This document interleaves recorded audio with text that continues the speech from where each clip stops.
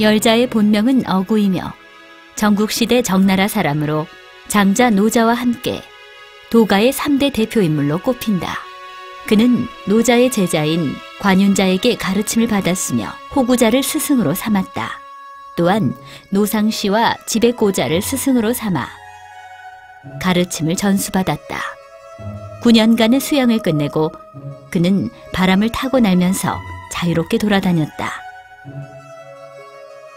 열자는 부와 가난, 명예의 굴레에서 벗어나 도에 순응해야 한다면서 생명의 달관적이었다. 세속을 벗어난 마음 때문인지 그는 40년간 한 마을에 살았어도 사람들이 알지 못했고 군중 속에 숨어 살아 왕도 그의 존재를 몰랐다. 그저 태연하게 이곳저곳 떠돌아다니는 나그네였다. 세 가지 즐거움. 공자가 태산으로 가는 도중 노나라에서 영계기가 길에서 검은고를 뜯으며 즐겁게 노래하는 것을 보았다.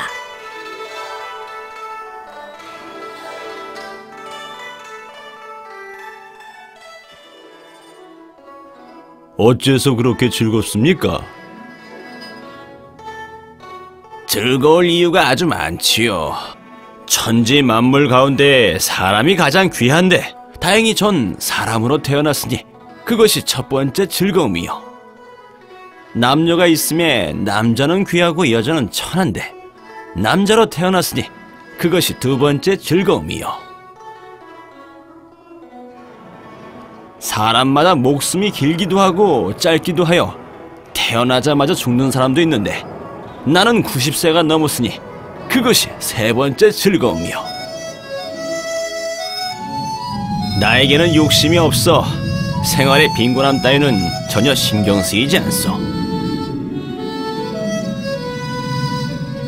죽음도 그저 인생의 종착역에 이르는 것일 뿐이니 걱정하고 두려워할 게 무엇이겠소. 영계기는 참으로 생명의 이치를 아는 지혜로운 인물이구나. 가난함, 늙음, 죽음은 보통 사람들에게는 근심거리이나 영계기는 즐거움으로 삼았다. 똑같은 일이라도 이치를 깨달으면 천국이요, 깨닫지 못하면 지옥과 같다.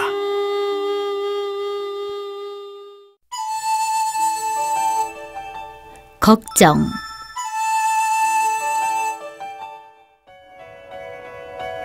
기나라에 매일 하늘이 무너지지 않을까 걱정하는 자가 있었다.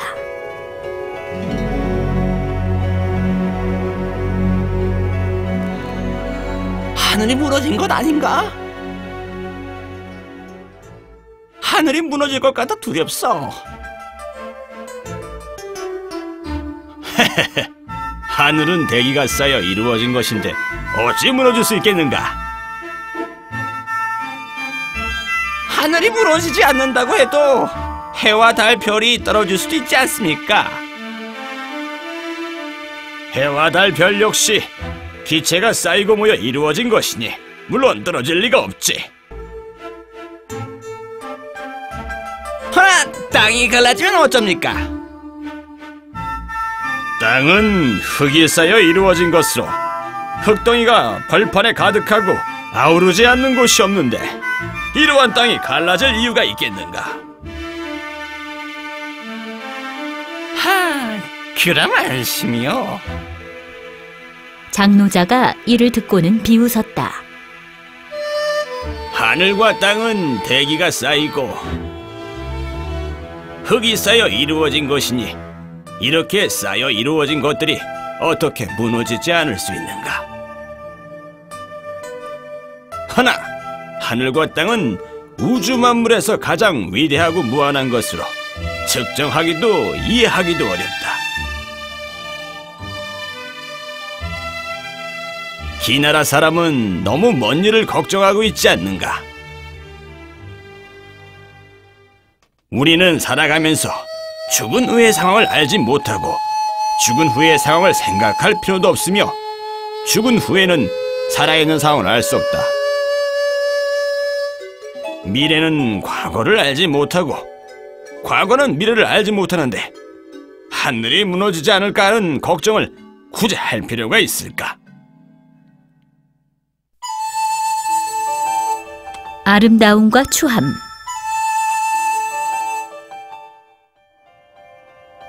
양주가 송나라에 이르러 한 여관에 묵기로 했다. 손님, 들어오십시오.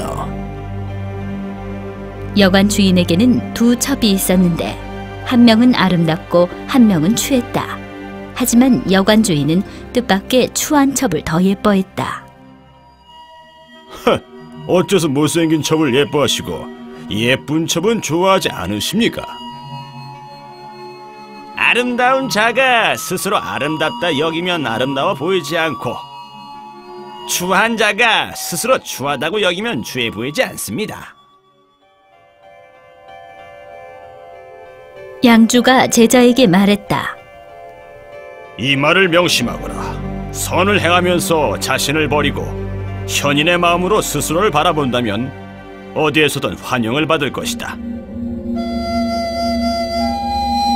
선행을 하더라도 자신이 선한 일을 한다고 여기면 선과 덕은 없어진다. 선이 스스로 아름답다 여기면 추한 모습이 나타나는 것이다.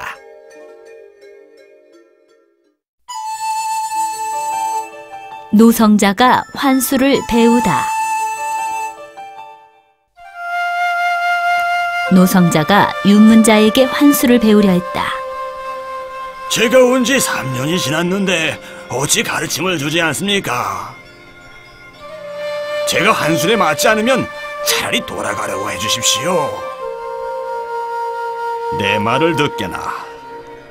노자가 서쪽으로 가면서 내게 말씀하셨지. 생명을 갖고 있는 기나 형체를 지닌 형상들은 모두 환인이다.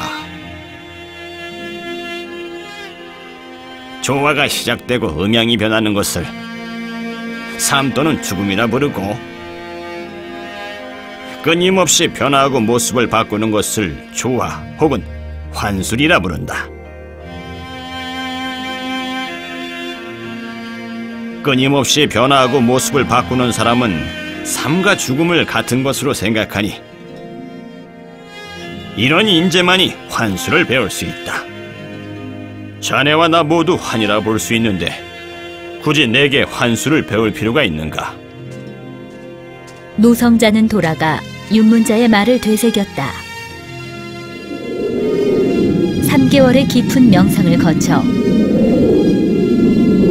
결국 삶과 죽음을 초월하고 시공을 초월하여 겨울에 벼락이 치고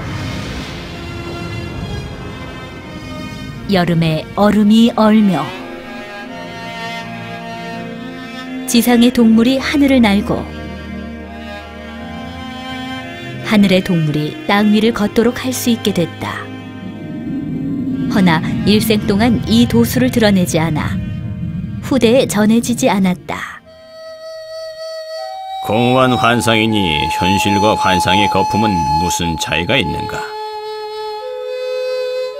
세포는 찰나의 한 개에서 두 개로 분열하고 짧은 찰나의 슬픔과 기쁨이 교차하는 것도 인생이니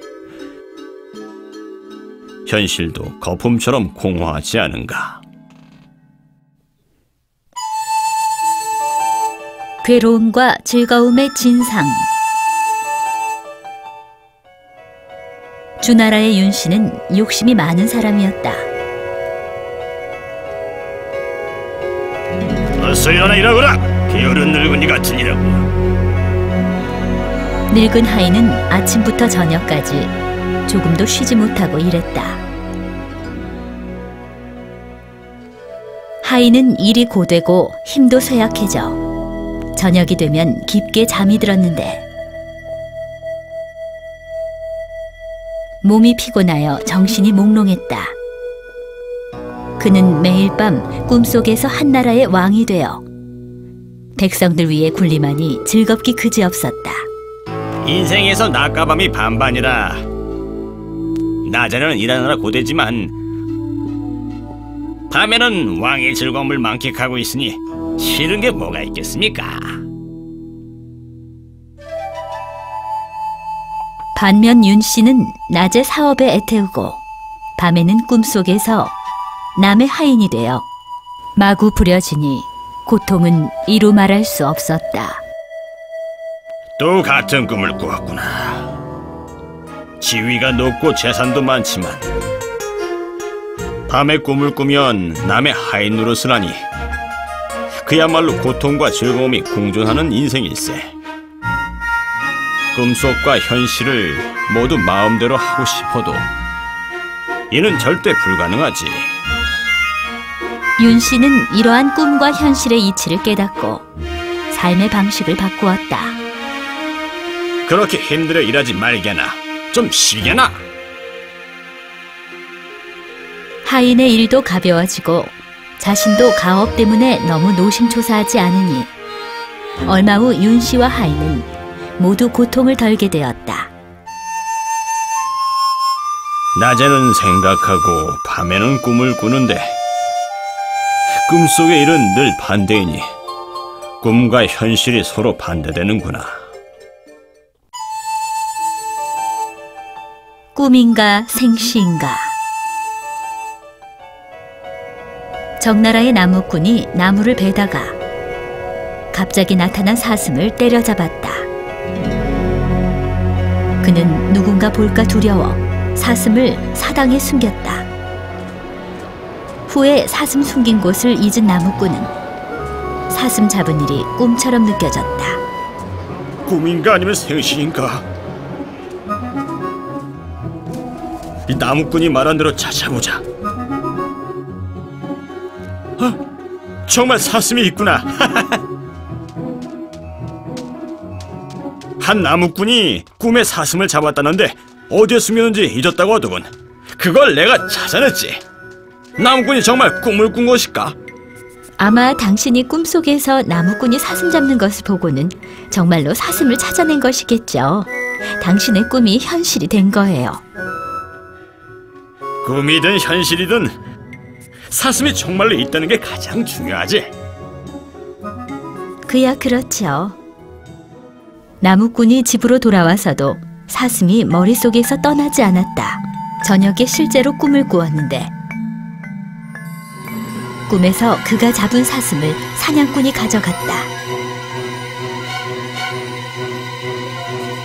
꿈인가 생시인가? 꿈속의 정황대로 찾아가 보자. 역시 네가 내 사슴을 훔쳤구나. 죽은 것이오. 둘은 재판관을 찾아가 중재를 부탁했다.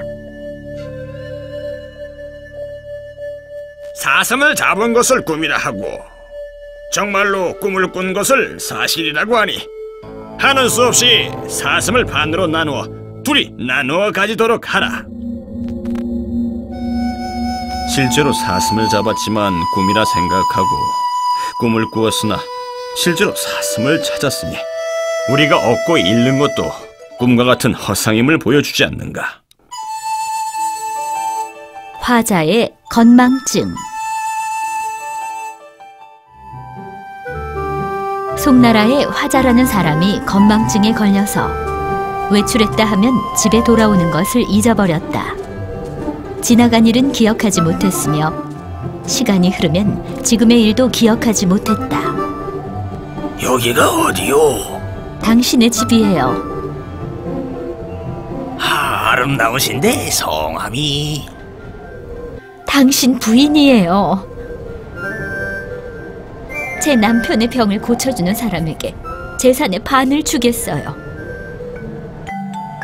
이런 병은 점을 보거나 기도를 하거나 약을 먹어도 낫지 않습니다. 저와 7일간만 같이 지내게 해주시지요. 그의 생각을 바꾸어 놓아 완치시켜드리리다. 부탁드립니다. 유생이 무슨 방법을 썼는지 모르지만 정말로 화자의 건망증이 완치되었다. 꺼져라! 병이 완치된 화자는 걸핏하면 화를 내면서 철을 내쫓았고 아들에게 마구 욕을 퍼부었다. 또한 유생을 죽이겠다고 칼을 들고 덤볐다. 진정하시오, 살인 나겠소. 누구시오? 병을 고치고 나서 어찌 이렇게 변한 것이오? 건망증이 있을 때는 태연자약하여 천지가 무너진다 해도 마음 쓰지 않았는데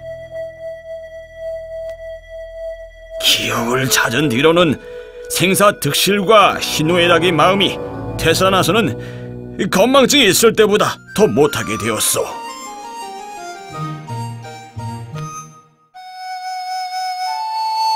생사득실과 희노애락은 마음에서 생겨나니 모두 자신의 감정의 변화이다. 인위적인 가치 기준을 초월하고 그로 인해 고통받지 않아야만 태연자약하게 세상을 살 수 있다.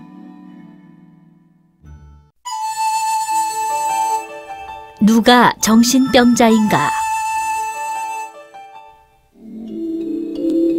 진나라의 한 사람이 정신이 나가 흰 것을 보면 검다고 하고 단 것을 먹고도 쓰다고 했다. 검군! 아유, 냄새! 향기롭군. 엥? 노나라의 의술이 뛰어나다고 하니 가서 검사를 받아보는 게 어떠시오? 한번 데려가 봐야겠어. 그들은 진나라를 지나가다 노자를 만났다. 천하의 사람들이 모두 정신이 나가서 제정신인 사람이 없는데 어찌 아들이 정신이 이상하다고 생각하는가?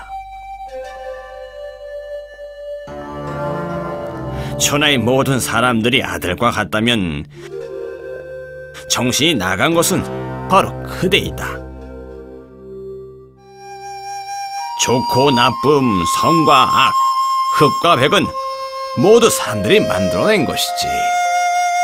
절대적인 기준이 없다. 모두가 백을 흑이라 한다면 정신이 나간 사람은 바로 백을 백이라 하는 자다. 사물을 보며 그리는 마음. 연나라에서 태어나 초나라에서 자란 사람이 노년에 이르러 낙엽이 뿌리로 돌아가듯 고향으로 돌아가고 싶어졌다. 헤헤이, 저것이 연나라의 성이요. 이곳이 당신 고향의 사당이요. 이것이 선조의 집이요. 저쪽으로 가보겠어?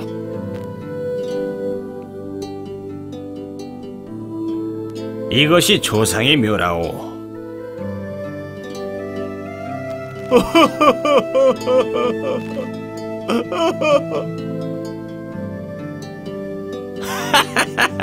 웃겨 죽겠군. 내가 한 말은 모두 거짓이요. 여긴 진나라라오. 시시한 장난을 하다니. 얼마 후 연나라에 도착하여 연나라의 도시와 사당, 선조의 집과 무덤을 보았지만 슬픈 마음은 이미 가라앉은 상태였다. 슬픔은 여러 감정 중 하나로 자신이 느끼는 감정에 따라 느끼는 것이지 눈앞에 보이는 사물과는 별 상관이 없다. 따라서 슬프고 슬프지 아니한 것은 마음먹기에 달렸다. 마음으로 여행하다. 율자, 그대는 여행을 좋아하니 여행 가는 데 있어 남들과 다른 기준이 있는가? 보통 사람은 여행하면서 경치를 보지만 전 자연의 변화를 봅니다. 분명 보는 방법이 남과 다르지만 어쨌든 자연의 변화에 의지해야 하지 않는가?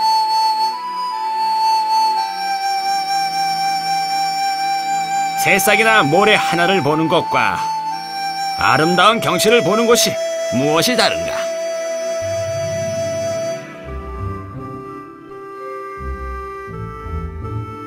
마음으로 깨닫고 영혼을 충만하게 하는 것이야말로 여행하며 즐거움을 찾는 최고의 경지네. 열자는 스승의 말을 듣고는 더 이상 여행을 하지 않았다.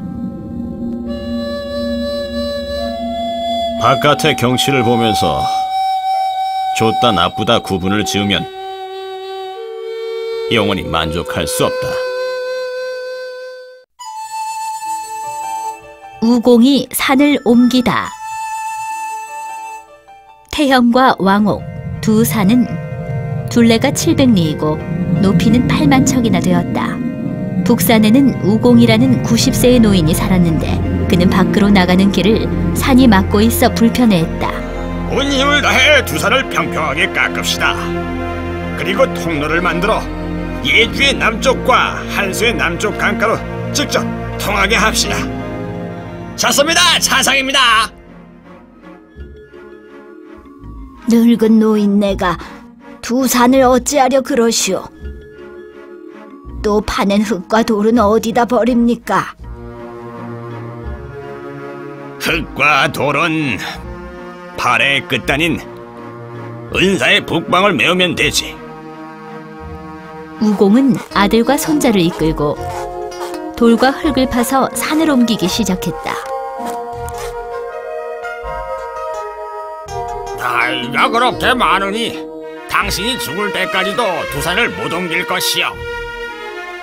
또한 돌과 흙은 한 입에 삼키지 않는 한 처리할 방법이 없어. 멍청한 것은 내가 아니라 당신이요. 내가 죽는다고 뭐가 문제요? 내가 죽으면 아들이 있고 아들이 죽으면 손자가 있으니 대대손손 이어서 할 수 있어. 의지를 굽히지 않고 계속 파내면 산이 커지는 것도 아니니 언젠가는 평평해질 것이 아니오. 하느님은 우공의 의지에 감동하여 천하장사 과아씨의 두 아들을 시켜 하룻밤 사이에 두 산을 하나는 삭동으로 하나는 옥남으로 옮겨 놓았다. 아무리 어려운 일이라도 시도도 안 해보고 어찌 성공하지 못할 것이라 생각하는가. 부단히 노력해 끝까지 밀고 나간다면 우공처럼 두 산을 평평하게 할 수 있다. 태양을 쫓아간 과부. 과부라는 거인이 있었다. 그는 세상에 밤을 없애고 싶어 태양을 지상으로 가져오려 했다. 도망가지 말고 이리 와! 그는 번개처럼 달려 태양을 쫓아갔다.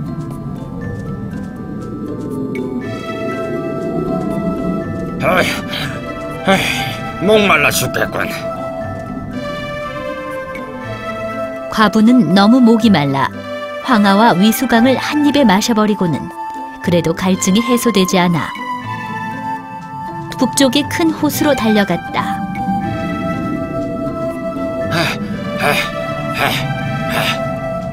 망청하기.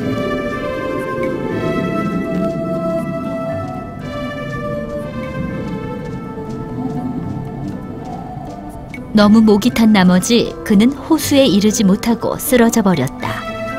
그러자 큰 산이 무너지는 것처럼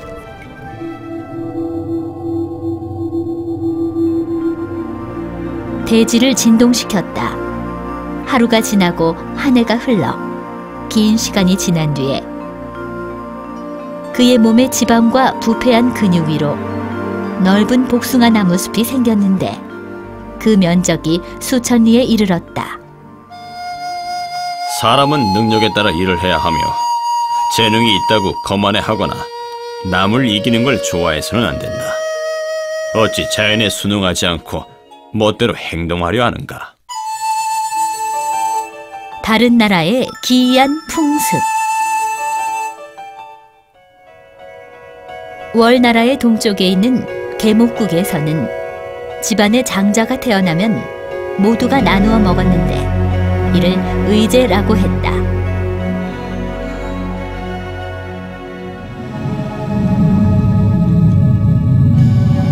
부친이 죽으면 모친을 황량한 들판에 버렸는데 이는 귀신의 아내와 함께 살 수 없었기 때문이다.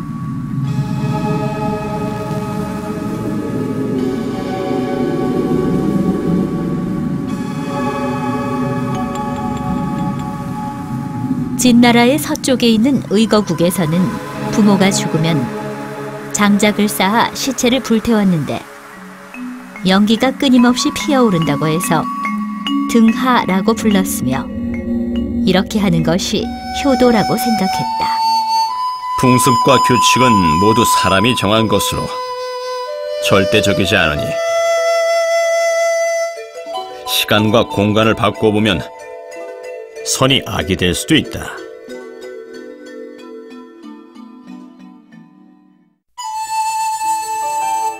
그칠 줄 모르는 낭낭한 노랫소리. 한나라에는 노래를 잘 부르는 하나가 있었다. 한 번은 제 나라에 갔는데 제 옥문을 지나다가 그곳에서 노래를 불러 음식을 얻었다. 그녀가 간 뒤에도 노랫소리는 여전히 대들보를 맴돌면서 3일이 지나도 사라지지 않았다. 그리하여 여관에 묵던 하나는 갖은 괴롭힘을 당했다. 하나는 감정이 북받쳐 울면서 노래를 불렀는데 노랫소리가 구슬프기 짝이 없었다. 마을 사람들 모두가 이를 듣고 슬퍼 눈물을 흘리니 3일간 아무것도 먹지 못할 정도였다. 사람들은 급히 하나를 찾아가 즐거운 노래를 불러줄 것을 청했다.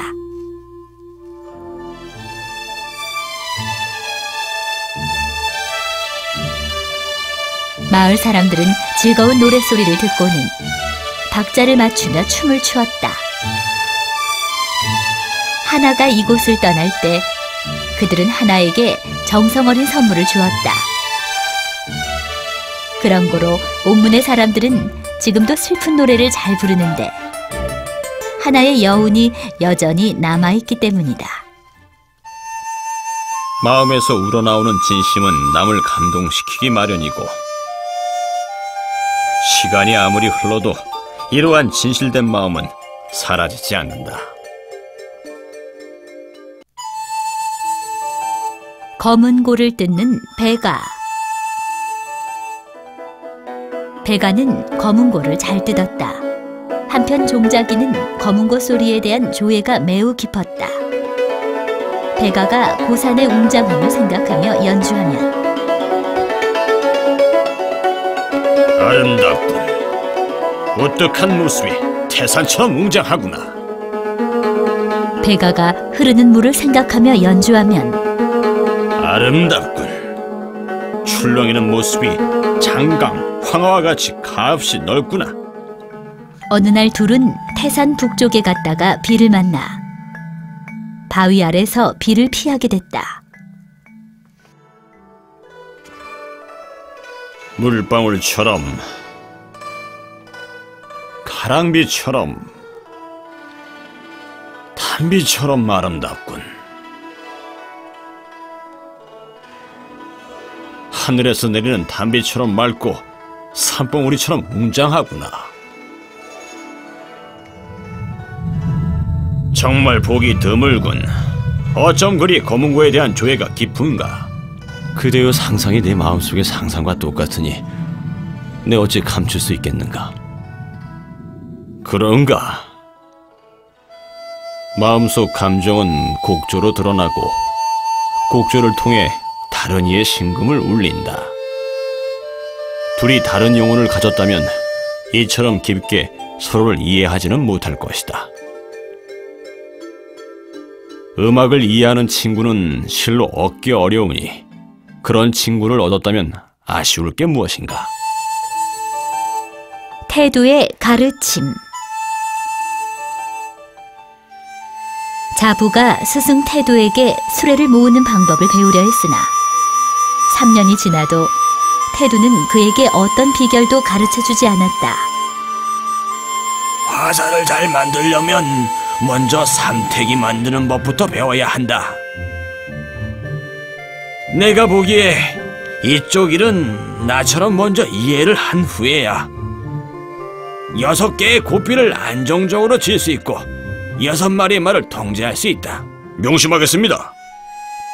태두는 길가에 여러 개의 나무 말뚝을 세우고 조부에게 나무 말뚝 위를 빠르게 걸으라고 했다.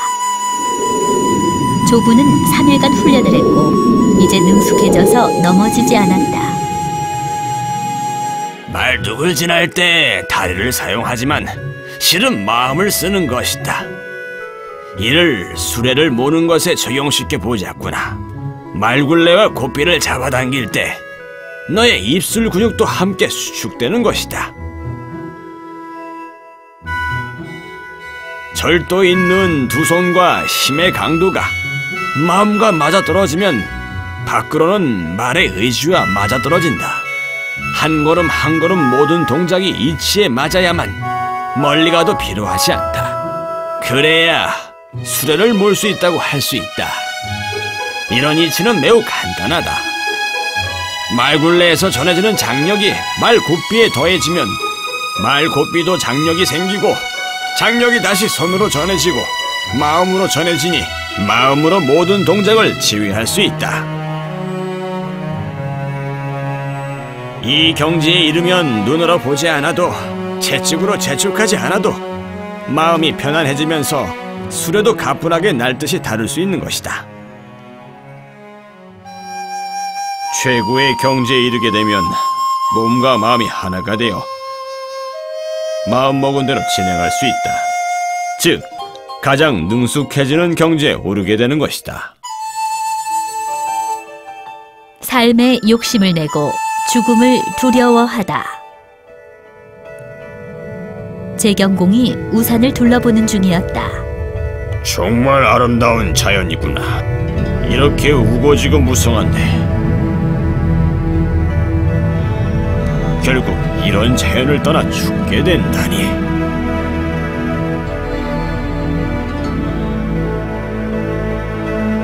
이 신들은 자기가 이렇게 낮은데도 죽고 싶지 않은데 한나라의 왕께서 어찌 그렇지 않겠습니까?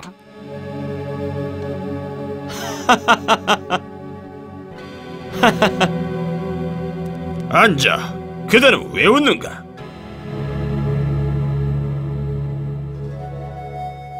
산과 강을 보고 인간사의 멸망과 죽음을 생각하며 눈물을 흘리는 것이 비웃을 일인가? 인간이 죽지 않는다면 태공망, 제황공, 장공과 영공이 모두 현세에서 제왕을 지내실 겁니다. 그렇다면 왕께서는 제왕에 오르지 못할 것입니다. 도롱이를 걸치고 밭에서 바쁘게 일하실 텐데 죽음을 생각할 시간이 있겠습니까? 제위에 오를 시간은 더욱 없지 않습니까?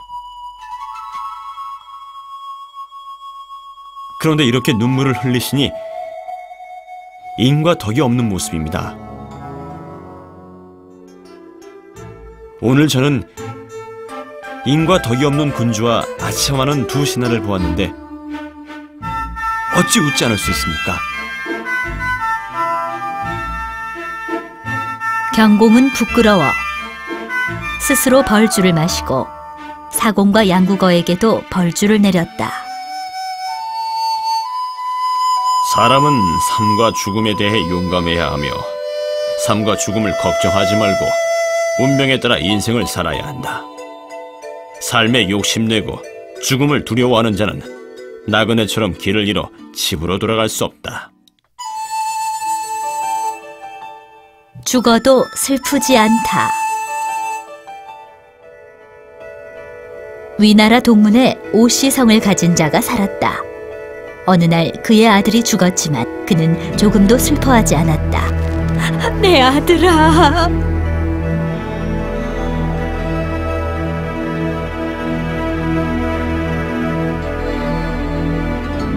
주인장, 술 3병만 주시오. 사랑하는 아들이 죽어 다시는 돌아오지 못하는데 어째서 하나도 슬퍼하지 않소?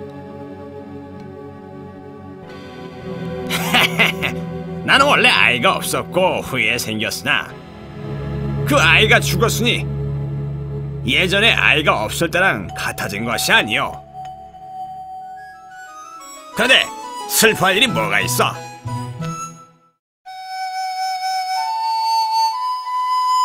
죽었다고 왜 슬퍼하는가? 사람들은 체념하거나 단념한 사람을 보면 틀렸다고 생각한다. 허나 단념하지 않는다고 해서 이를 되돌릴 수 있을까? 그저 헛된 슬픔일 뿐이다. 삶과 죽음은 잠시 왔다 잠시 가는 것이다. 100세는 인간의 수명에서 가장 완벽한 나이이다. 현재 100세까지 산 사람이 있다면 충분히 오래 산 것처럼 보이나 실제로는 그렇지 않다. 그의 일생은 유년기와 노년 시절이 거의 절반을 차지하고 저녁에 잠자는 시간은 또 그 절반을 차지한다.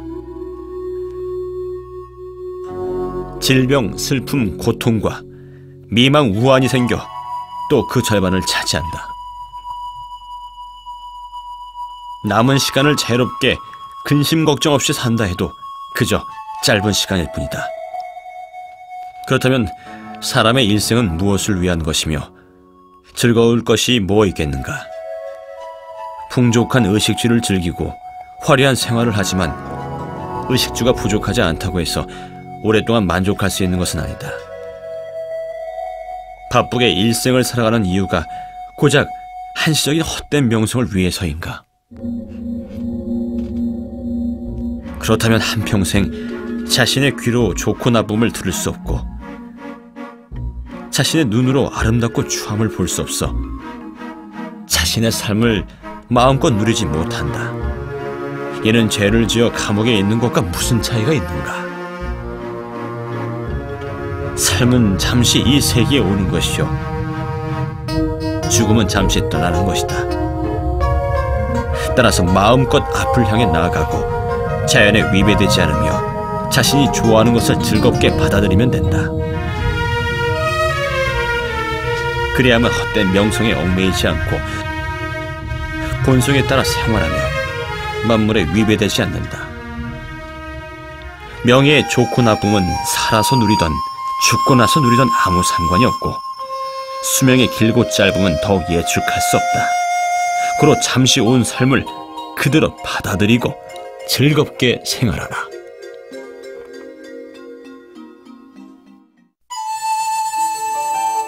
가난은 몸을 해치고 부유함은 몸을 힘들게 한다.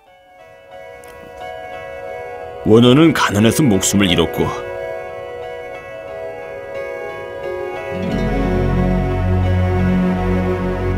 자공은 부유해서 몸을 힘들게 했다.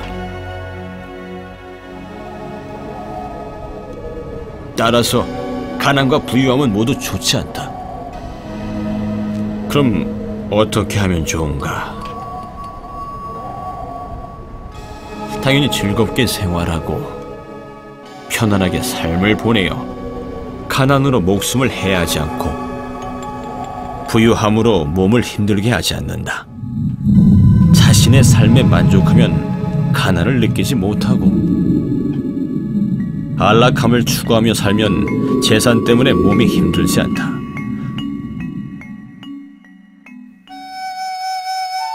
고생하는 자는 쉬게 하고 배고픈 자는 배를 채워주며 추운 자에게는 따뜻함을 준다.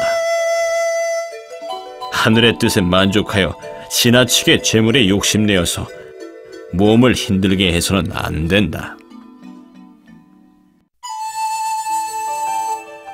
미친 사람인가 달과 난 사람인가. 단목숙은 자공의 후손으로 선조의 재산을 기반으로 최고 갑부가 되었으니 일은 하지도 않고 돈을 헤프게 썼다. 먹고 마시고 도박하여 마음껏 향락을 즐겼으며 아무리 먼 곳이라도 진귀한 물건이나 보물이 있으면 온갖 방법을 응원해 사왔다. 궁궐과 같은 집에 살고 산의 진미를 먹었으며 후원에는 미녀와 애첩이 헤아릴 수 없을 정도로 많았다. 그는 이렇게 제와 초나라의 왕과 비교해도 손색이 없을 만큼 즐겼다. 외출할 때는 호화스러움이 극에 달해 산세가 험하거나 아무리 먼 곳도 가지 못하는 곳이 없었다. 또한 손님을 좋아하여 매일 수백 명의 손님이 찾아왔고 주방에서는 하루 종일 불이 꺼지지 않았다. 그는 또한 쓰고 남는 부분은 마을 안이나 국가에서 도움이 필요한 자에게 나누어 주었다. 60세가 되어 기력이 쇠하고 몸이 허약해지면서 그는 집안일을 포기하고 진귀한 보물을 나누어 주었다. 애첩들도 한 명 한 명 돌려보냈다. 1년 만에 가산을 모두 써버려 자손에게 남겨줄 재산이 하나도 남지 않았다. 재산을 남겨주지 못해 미안하구나. 그는 병이 났지만 치료할 돈도 없었다. 죽은 후에는 장례를 치를 비용도 없어 과거에 은혜를 입었던 사람들이 자신이 받았던 돈을 그의 자손에게 돌려주었다. 금골리가 이를 듣고 말했다. 당목숙은 미친 사람이로군. 조상의 얼굴에 먹칠을 했네 그려. 반면 단간생의 의견은 달랐다. 당목숙은 달관한 사람이로군. 그의 덕이 조상인 자공보다 높네 그려. 장자에게 즐거움은 영혼의 편안함을 쫓는 것이고 양주에게 즐거움은 피부로 느끼는 것이었다. 그럼 인생의 목적은 도대체 무엇인가? 생과 사에 순응하다. 맹손양이 양주에게 물었다. 삶에 욕심내고 죽음을 두려워하여 매일 죽지 않게 해달라고 기도하는 자에 대해 어떻게 생각하시오? 빌어도 소용없습니다. 사람은 모두 죽게 마련입니다.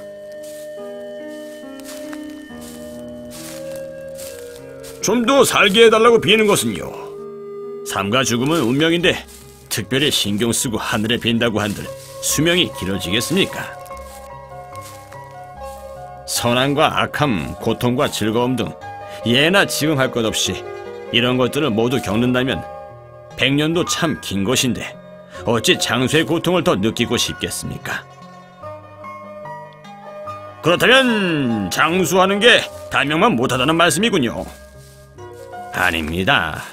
이왕 사는 거 자연스럽게 살도록 하는 것이지요.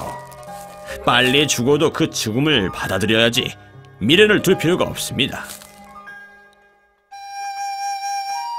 살면서 근심하지 않고 죽음을 두려워하지 않으면 생명의 길고 짧음을 걱정할 필요가 없다.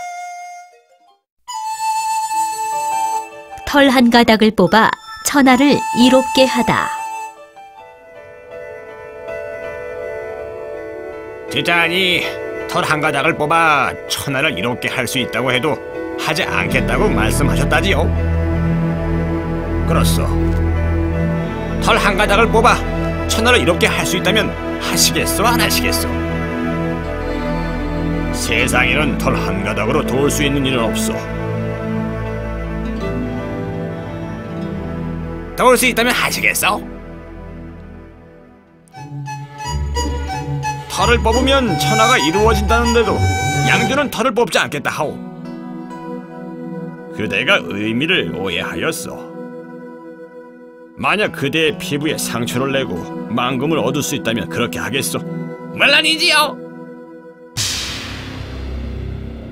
팔을 자르고 국가를 준다면 받아들이겠소? 그건 사양하겠습니다. 털 한 가닥은 피부보다 미미하고 피부가 팔보다 미미한 것은 자명한 사실이오. 하나, 머리카락이 쌓여 피부를 이루고 피부가 쌓여 팔이 되니 털 한 가닥이 신체에서 극히 작은 일부이긴 하나 절대 무시해서는 안 되오. 내가 그대의 말에 반박할 수는 없어. 아마 노자나 관윤자에게 가르침을 구한다면 그대의 말이 맞는다고 할 것이오. 몸을 귀하게 여기고 재물은 하찮게 여겨라. 그렇소. 하지만 우나 묵자에게 가르침을 구한다면 나의 말이 맞는다고 할 것이오. 자신을 낮추고 재물을 귀하게 여겨라. 옛사람들은 자신의 털 한 가닥을 잃어 천하를 도울 수 있다고 해도 하지 않았고, 천하의 사람들이 그에게 모든 것을 바쳐도 하나도 받지 않았다. 아무리 사소한 것이라도 자신을 희생시켜 이롭게 하지 않았기 때문에 천하가 무사태평했던 것이다.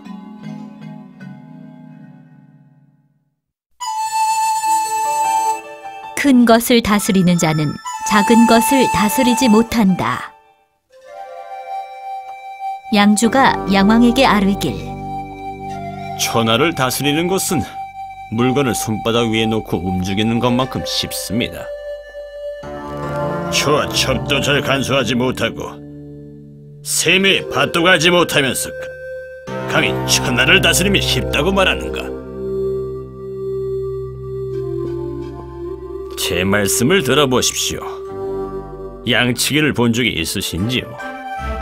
100마리도 넘는 양떼를 한 아이가 뒤에서 따라가면서 지시할 뿐입니다.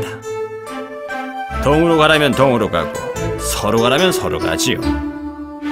요왕이 양 한 마리를 끌고 순왕이 지팡이를 들고 뒤에서 재촉해도 양을 마음대로 다룰 수 없을 겁니다. 배를 삼킬 수 있는 큰 물고기는 지류의 작은 하천에서 헤엄칠 수 없고, 큰 산은 매우 높이 날면서 작은 연못에 함부로 앉을 수 없습니다. 목표가 원대하기 때문이죠. 황종대여로는 연주가 어려운 음악을 연주하지 못합니다. 황종의 음계가 적기 때문에 정교한 음악을 표현할 수 없어서입니다.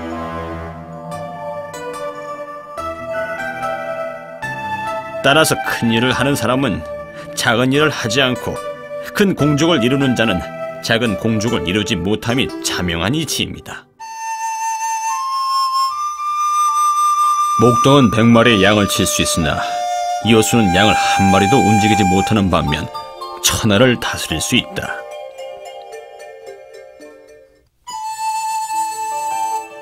평민이 햇볕을 바치다.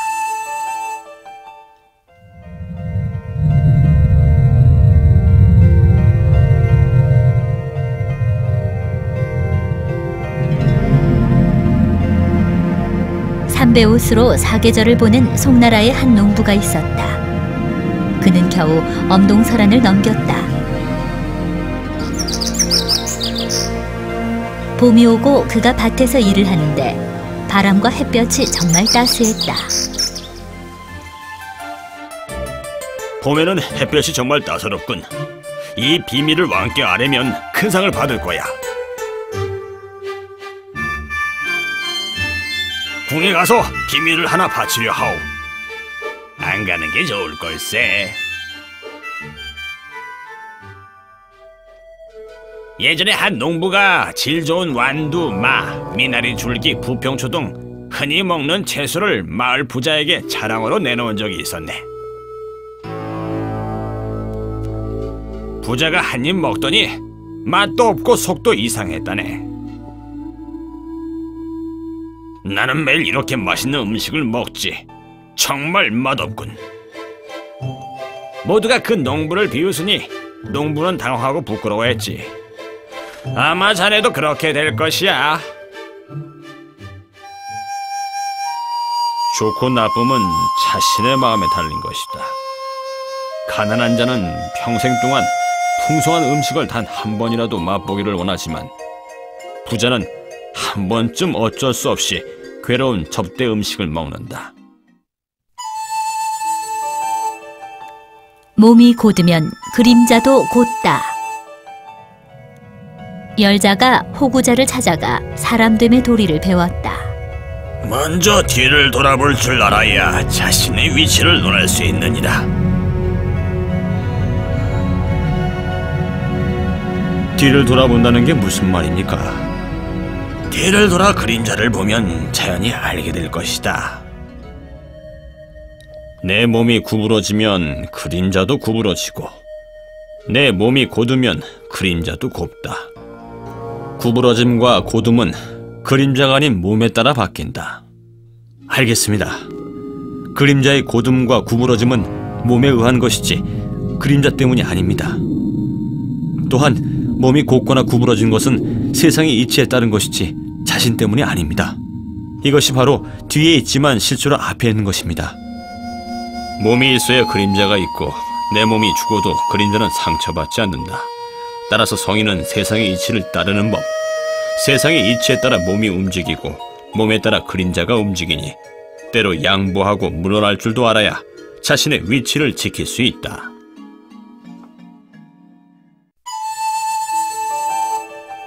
선견지명. 열자가 정나라에 있을 때 가난과 기근에 시달려 피골이 상접했다. 열자는 수양을 하는 명사입니다. 정나라에 있으면서 이처럼 빈곤하니 정나라의 체면이 서지 않습니다. 열자에게 쌀을 보내거나. 알겠습니다. 자양 재상이 호의는 고맙지만 쌀은 받을 수가 없습니다. 이렇게 가난한데 재상이 보낸 쌀도 거절해버리다니 저는 죽을 때까지 고생만 해야 합니까? 자양은 남의 말을 듣고 쌀을 보냈으니 또다시 다른 사람의 말을 듣고 나에게 죄를 씌우지 않는다는 보장이 어디 있어.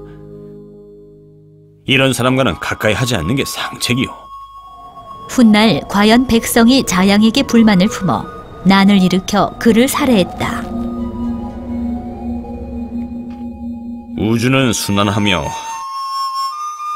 이러한 대순환 속에서 세상은 끊임없이 변화하니 이를 예상하기 힘들다. 허나 도가 있는 사람이라면 원인에 따라 결과를 예측할 수 있다.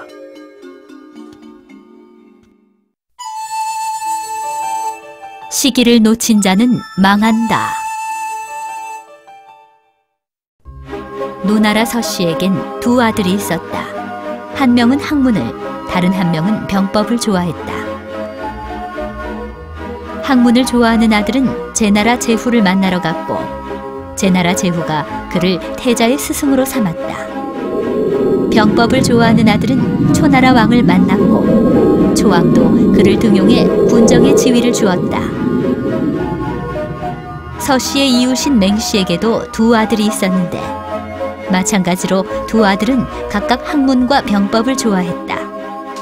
그런 맹씨는 부유한 서씨가 부러웠다. 어째서 이렇게 부유한가?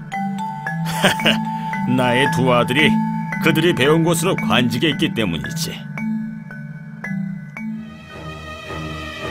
맹씨는 학문을 좋아하는 아들을 진왕에게 보냈다. 인으로 나라를 다스려야 합니다. 힘으로 다투는 시대에 인으로서 나라를 다스리라니 진나라의 멸망을 바라는 것이냐? 왕은 그를 궁형에 처하고 진나라에서 추방했다. 병법을 좋아하는 아들은 위나라 위왕을 만났다. 병법으로 나라를 다스려야 합니다. 위나라는 약소국인데 병법으로 나라를 다스리라니 위나라를 멸망하게 하려는 것이냐? 왕은 그를 월영에 처하고 노나라에서 내쫓았다. 어찌 내 두 아들은 실패하고 형벌까지 받은 게인가? 시기를 잘 잡은 자는 발전하고 놓친 자는 망한다 했네. 천하의 이치는 영원히 맞는 것이 없으니 과거에 가장 적합했던 방법이 지금에서 완전히 맞지 않을 수도 있지. 쓸모와 쓸모없음에는 옳고 그름이 없단 말일세. 인위적인 이치는 절대적인 옳고 그름이 없으며 시간과 상황의 변화에 따라 다르게 대응할 수 있는 자가 진정으로 지혜로운 자이다. 내가 남을 공격하면 남 또한 나를 공격한다. 진문공이 제후를 불러 모아 위나라를 토벌하고자 했다.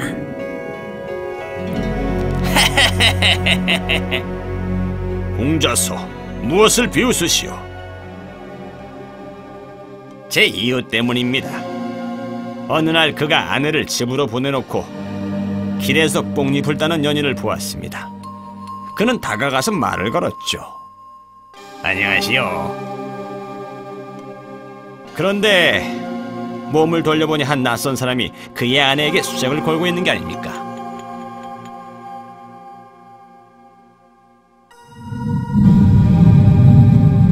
알겠소. 위나라 토벌 계획을 중지하니 군단을 철수한다. 진문공이 도성에 도착하기 전에 누군가 진나라 북부 영토를 기습했다는 소식이 들려왔다.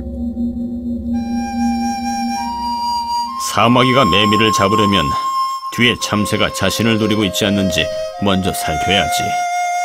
눈앞에 이익에만 눈이 멀어서 내 뒤를 잊어서는 안 된다.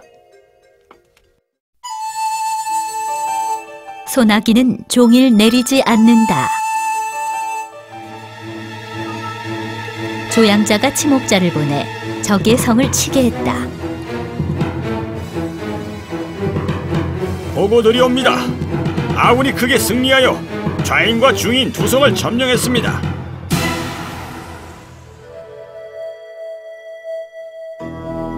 하루에 두 성을 함락한 것은 기쁜 소식인데 왕께서는 어찌 근심이 가득하십니까?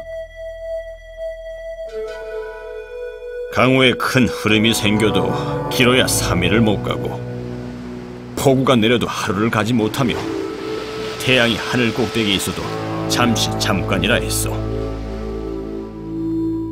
나는 덕행을 쌓지 못하고도 하루아침에 두 성을 점령했으니 곧 망할 것이란 징조가 아니요.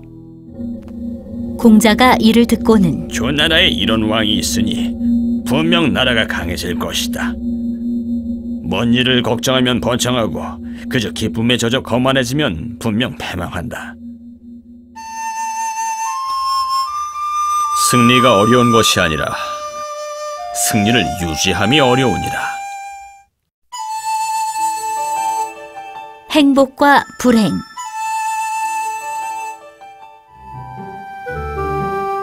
송나라의 한 떠돌이가 송왕에게 찾아가 자신의 특기를 보여주었다. 기회가 정말 뛰어나구나. 금은 비단을 상으로 내리겠다. 감사합니다. 후에 어떤 떠돌이도 송왕을 찾아가 자신의 특기를 보여주었다.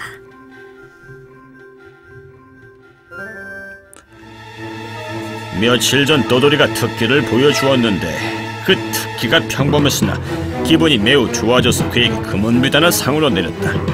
분명 너도 이 소식을 듣고 너에게도 상을 내릴 거라 여기 온 것이었다. 결국 송왕은 나그네를 가두었다. 두 떠돌이의 기회는 같지만 운의 차이가 이렇게 크니 시기를 잘 맞춘 이는 번창하고 시기를 놓친 자는 망한다는 말과 일맥상통한다. 같은 일일지라도 권력은 잡은 자의 생각의 변화에 따라 그 결과는 완전히 달라진다.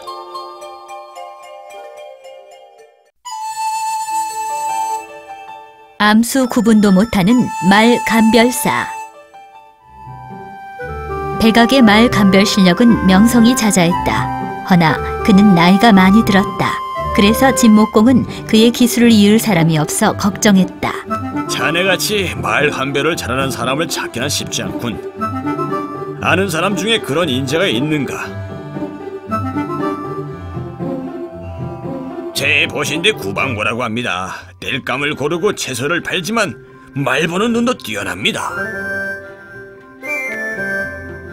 좋아. 천리마 한 표를 구해주게나.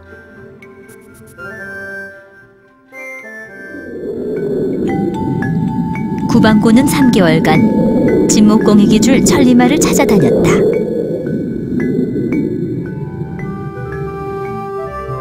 사궁에서 특별히 좋은 명말을 구했습니다. 훌륭하군. 어떤 말인가? 황색 암컷입니다. 훌륭하군. 사람을 보내 바로 사도록 하지. 말을 사온 뒤에 보니 흑색의 수컷이었다. 에? 그대가 소개한 말 감별사는 말의 색도 암수꽃도 구별 못하는데 어찌 천리말을 알 수 있겠는가? 그 방구의 말 감별 기술이 나보다 만배는 뛰어나군. 구방구는 말을 고를 때 천성을 보기 때문에 가장 깊은 내면을 봅니다. 그래서 표면적인 외형을 잊어 털 색깔과 암수컷을 보지 못하는 것입니다. 말을 시험 삼아 타보니 과연 천하의 명마였다. 도를 깨우친 자는 사물 내면의 본질에 집중할 뿐 거짓된 외형에는 주의를 기울이지 않는다. 젊은 남자들은 여성의 외모만을 보지만 나이가 들면 여성의 내면을 볼 줄 아니 이 또한 마찬가지이다. 자귀가 높고 벼슬이 크며 녹봉이 많다. 호구장인이 손수고에게 말하길, 원망과 분노를 부르는 세 가지가 있는데 아시오? 말씀해 보시오. 그 세 가지는 자기가 높으면 질투를 부르고, 벼슬이 크면 군주의 미움을 사며, 녹봉이 후하면 사람들이 접근을 하지 않습니다. 자기가 높을수록 더욱 겸손하고 벼슬이 클수록 뜻은 더욱 작게 가지며 복록이 후할수록 남에게 더욱 베풀면 세 가지 원망과 분노를 없앨 수 있지요. 손수고가 깊은 병에 들어 죽음을 앞두고 있었다. 아들아, 내가 죽으면 황상께서 가장 좋은 토지를 너에게 내리실 것이나 절대 받아서는 안 된다. 초와 월나라 사이에 있는 메마른 지역을 받도록 하거라. 명심하겠습니다. 손수고가 죽고 초왕이 가장 좋은 토지를 아들에게 내리려 했으나 아들은 끝끝내 받지 않고 친구의 척박한 땅을 받았다. 그리하여 그의 후손들은 지금까지도 그 땅을 보유하고 있다. 바람은 한나절을 불지 못하고 소나기는 하루를 내리지 못한다. 성대하고 이익되는 일은 오래 지속되지 못하고 아무도 탐내지 않는 것만이 오래 간직될 수 있다. 같은 행동 다른 결과, 다른 행동 같은 결과. 우결이라 불리는 학자가 어느 날 조나라에 급히 가게 되었다. 먹잇감이 오는군. 하나도 남김없이 뺏어라. 순수히 따라주었으니 목숨만은 살려주지. 어떻게 돈을 빼앗겼는데도 기뻐할 수가 있지? 어찌 순순히 우리에게 내주는가? 군자는 남의 것을 빼앗지 않소. 군자가 아님을 알았으니 굳이 물어 따지지 않는 것이요. 말하는 걸 들어보니 현명한 게 조나라에 가면 분명 중용될 걸세. 그럼 우리에게 좋을 게 없으니 그를 죽여 후환을 없애자고. 연나라에서 이 소식을 들은 자가 가족을 불러 조심하도록 일렀다. 강도를 만나면 우결처럼 바보 같은 행동을 하지 말게. 어느 날 연나라 사람이 일이 생겨 조나라에 가게 됐다. 친구 노잣돈을 내놓게나. 순순히 뺏기면 우결처럼 목숨을 잃을 것이야. 뺏을 테면 뺏어보아라. 한 명이 어떻게 셋을 이기게 했느냐. 거기서 뺏은 거 돌려줘. 옷과 돈을 내놔라. 목숨 살려준 것만도 감지덕지지 힘도 없으면서 끈질기게 따라붙다니. 돌아가서 우리에 대해 밝힐까 두렵구나. 내 강도인지라 자비고 뭐고 없다. 죽어라! 같은 행동이라도 꼭 같은 결과를 낳지 않고 다른 행동이라도 꼭 다른 결과를 낳지 않는다. 사람은 자연의 변화에 순응해야지 억지로 강한 척하며 고집을 피워서는 안 된다. 도둑의 음식은 먹지 않는다. 원정목이라는 자가 먼 길을 가다가 배가 고파 쓰러졌다.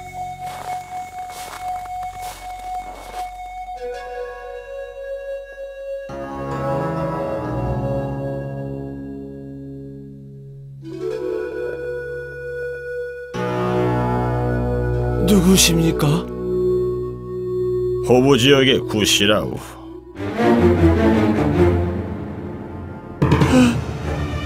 당신이 그 유명한 대도란 말이오? 어째서 나에게 먹을 것을 주시오? 나는 덕이 있는 사람인데 강도가 준 음식을 먹을 순 없지. 원정목은 한나절을 기침하더니 그렇게 죽어버렸다. 죽어도 싸다. 원정목은 음식을 준 자가 강도라 하여 그가 준 음식마저 강도로 보았다. 구씨는 강도이지만 사람을 구하려는 마음이 있었다면 음식도 목숨을 구하려는 음식이다.